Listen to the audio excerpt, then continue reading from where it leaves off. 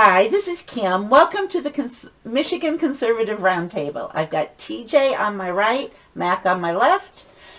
What I want to talk to you today about is Kamala, how do you say her name? Harris? Kamala. Anyhow, Kamala Harris. We know a little bit about her, and they're saying all the women are going to vote for her. Well, this is one woman that's not going to vote for her because... I know many. I think that just because she's a woman is not a reason to vote for a woman. But, there's some interesting facts on her. Let's just start some of her history. She's married to Douglas Emhoff, and he's an entertainment litigator. His clients in the past have been Walmart and Merck. Her mother is from India, and her father is from Jamaica. I'm not sure what her race confusion is about, since those... I don't know where does Africa come in there? I'm not sure, Her relative was a slave owner, so she is a descendant of a slave owner. So she should start paying those reparations right away Exactly. out of her own pocket, since she's all for them. Right, since she believes in reparations. Her family profited off of slaves. She was the Attorney General in California twice, actually, in 2004 to 2011, and then later in 2011 to 17. As the Attorney General, she did some really hard things that doesn't really go with the progressive movement. Mm-hmm. She talks about prison reform, but she argued against nonviolent second strike offenders from being released from jail. There were several cases where a guy was on death row, and she could have gotten DNA stuff and actually probably freed him because he was convicted, they say, illegally or he wasn't guilty. And but she didn't do that. She refused to do that. So, here we've got this woman that's supported by the BLM and Antifa, who are for, police reform or whatever. And Police elimination. They don't want any reform. They want Obama's national police force in place, which will be nothing but a bunch of brown shirt thugs. Right. So, the thing is that she has been the one that they're complaining about, essentially. So why are they supporting her now? I don't understand that at all. She made some really tough laws. She made it a criminal misdemeanor for parents to allow their children to miss over 10% of the school, and a $2,000 fine, and possibly up to a year in jail. But what happened with that rule is that there were consequences the parents had no control about, and kids had missed school, and parents were made to suffer because of the law she put in place. She's definitely for gun control. She wants to ban all assault rifles, and she's got all sorts of other things on her agenda with gun control. She was actually considered the world's largest jailer at one time. Wow. Yeah, I think she laughed about it too, or right. something. Thought that was funny, But here we're looking something. at police reform, and she's the world's largest jailer. Where does that? She's all about punishing people. She's made a comment, and I'll paraphrase it because I don't have it in front of me, about how that they're going to get us, Trump supporters. They're going to hunt us down, and they're going to get us after they get power. Exactly. And in 2015, when called on by the Legislative Black Caucus to support bills that would mandate the officers wearing body cameras, she declined. She didn't want anything to do with that. So... Well, it prevents the narrative of the police out hunting black people. So here's my thing. You want police reform. She supposedly is supported by BLM, Antifa, the progressives, but yet she worked totally against everything that they're standing for. Right. So why are they supporting her? I don't understand that. She supports abortion rights, climate change laws, which would eliminate fracking, even though she says she doesn't support them. In other videos, she does. So, folks, if you want to pay $6-7 a gallon for gas, go ahead and get rid of it. You can do your part. She is actually the co-sponsor of the Green Deal, which is interesting. She wants Medicare for all. I'm not sure that can be right because that's a House bill and she's in the Senate. That's what it said on her thing. Okay. So Unless they put a bill in the Senate that I yeah, wasn't aware of. I'm not but- sure. She's for Medicare for all. She would allow the Department of Human Services to determine a fair price on the drugs. How would they determine a fair price on the drugs? I don't understand that. I'm very concerned about their version of fair Right. in any regard. She plans on giving the average teacher $13,500 salary increase a year, which would, in over 10 years, cost $315 billion. Right.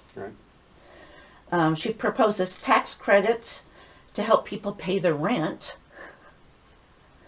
Who's going to pay for all this stuff? Well, in fact, no one's paying for anything right now, really. We have, what, 26 trillion dollars in debt and about 115 trillion dollars of unfunded liabilities. That's just a bill that's coming. People say, "Oh, could America go bankrupt?" We've been bankrupt for quite some Long time. time. Nobody's talking about the elephant in the room, which is a donkey. Right. She supports abortion, of course. We know that.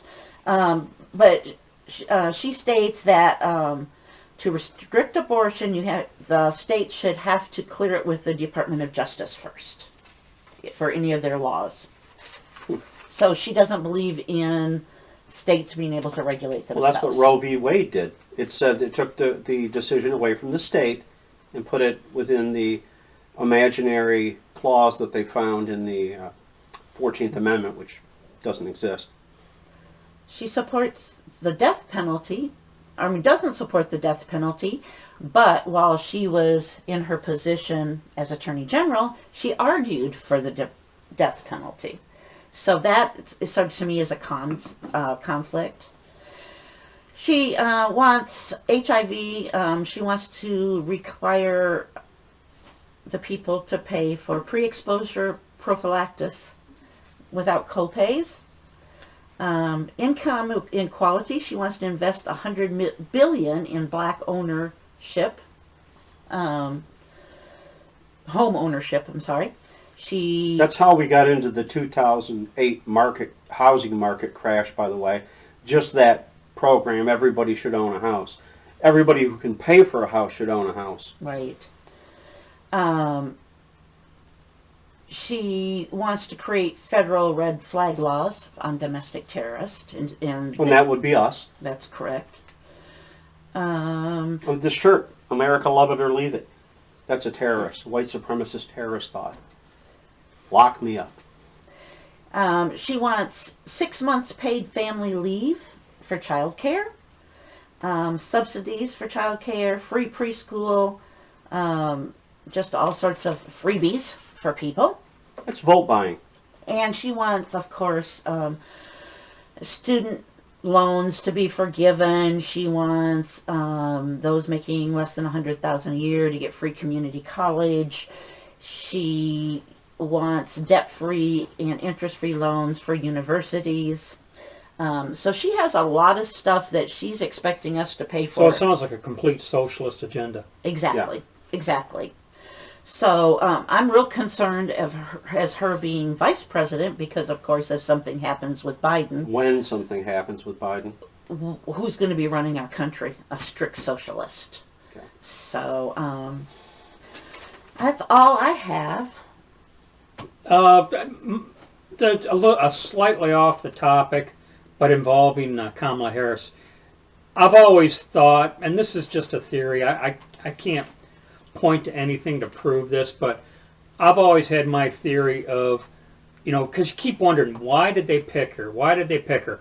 Well, she's pretty extreme to the left, and my theory is the reason why they picked her was, and this is just my thought, not even theirs maybe, but my thought is they didn't want to waste a quality candidate as a running mate, and they want to keep like the Pete Buttigieg or the Elizabeth Warrens, those types.